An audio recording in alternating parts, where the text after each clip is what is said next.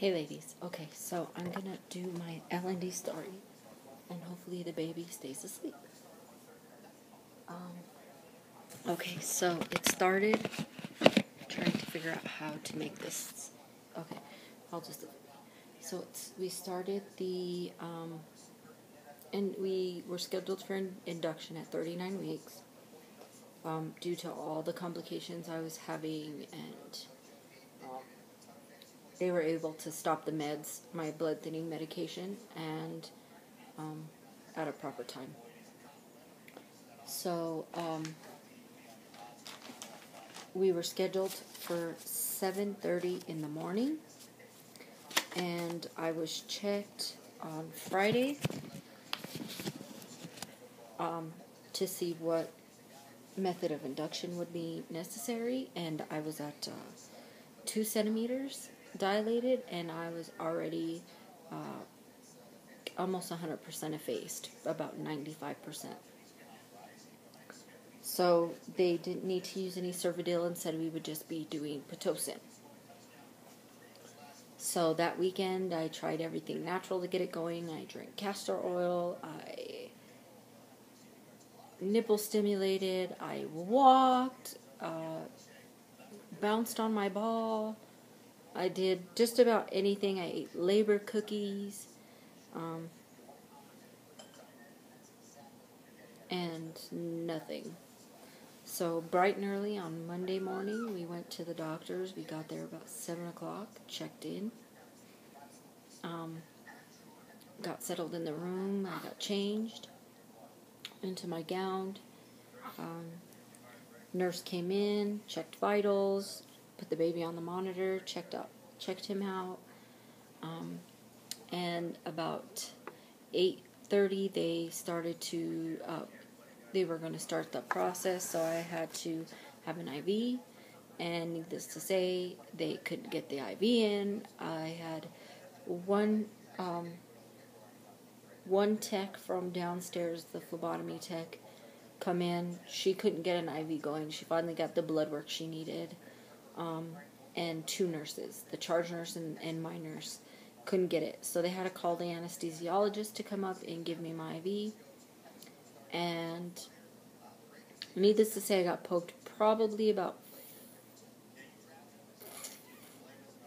7 to 9 times, somewhere around there. I really can't remember 100%. And they finally got an IV in. They started IV fluid. A doctor came in and checked me that was about 9:30. Doctor came in and checked me. I was 3 centimeters dilated and still 95% effaced. So he said, okay, we're going to do Pitocin. We're going to start it really low. And then we will up it by 5 every half hour. And then when you are 4 or 5 centimeters, if you want your water broke, we can get that done. So he left the room. Well, we started Pitocin. Before we started Pitocin, I was really hungry. I hadn't eaten anything, and I didn't eat breakfast that morning. So I asked him if there was any way I could possibly get some food, and he did allow me to eat. So at about 10 o'clock, I ate my last meal, per se. So I ate some food. Then she came in and she started Pitocin. Everything was going fine.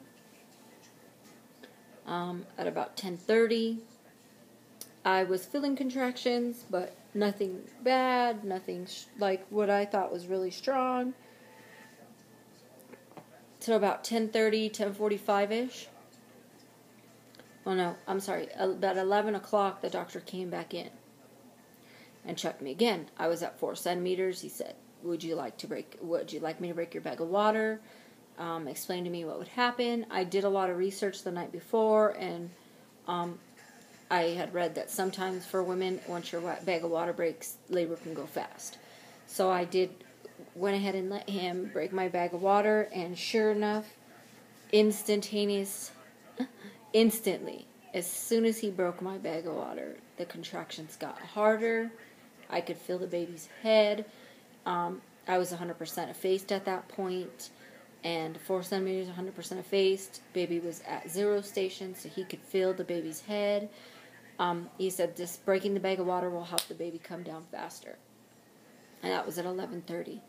So the contractions were crazy. They really didn't up my dose very much. I think I ended up at like, they only up it by 2 every half hour. So I was at 6 units, however the international units or however Pitocin's given, but I was only at a 6 on the machine. So it was like a 6 every minute or something, 6 units, which is not a lot. I got up and went to the bathroom. I bounced on my ball a little bit. And probably about 2 o'clock, the contractions were pretty intense, about an 8, lots of pressure. I was having to breathe through them and not talk. I called my doula when they broke my bag of water. She showed up a little bit after that. She gave Tina a break to go ahead and go eat some lunch. And it was a wonderful experience. And what I'll do is I'll do a separate video about the doula and how she helped on her end. I'll give just a little specifics here, but she did the massage, she helped me through them, and I got into a zone at about 2 o'clock, and you couldn't talk to me. I was breathing through contractions, I was calm, I was sleeping through them, I was sleeping in between the contractions. They were coming pretty quick and close together. At one point it was to the point where I didn't think I was going to be able to do it, but Tina was a great coach and helped coach me through it. And about 4:30, I was feeling the need to push. I had a lot of pressure.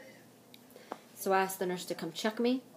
She told me you're at 9.5 centimeters, which is amazing from start to finish where it happened. So at 9.5 centimeters, baby was right there at, -1 station, ready to come out. I had a little bit of cervix left, what she said is a small lip, and then told me she'd come back in a few minutes and check. So about 10 minutes later, I really felt the urge to push, so I was like, it's time, I need to push now.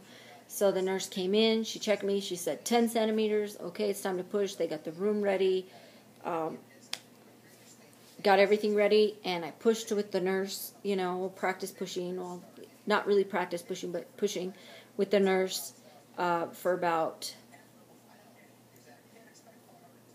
an hour, and the baby was coming down pretty good. I finally got the rhythm of things, of pushing, and within the hour, the doctor came in, the baby nurse came in, and I pushed for a little over, let's see, 4:45, 5:45, 6, a little over 2 hours of pushing.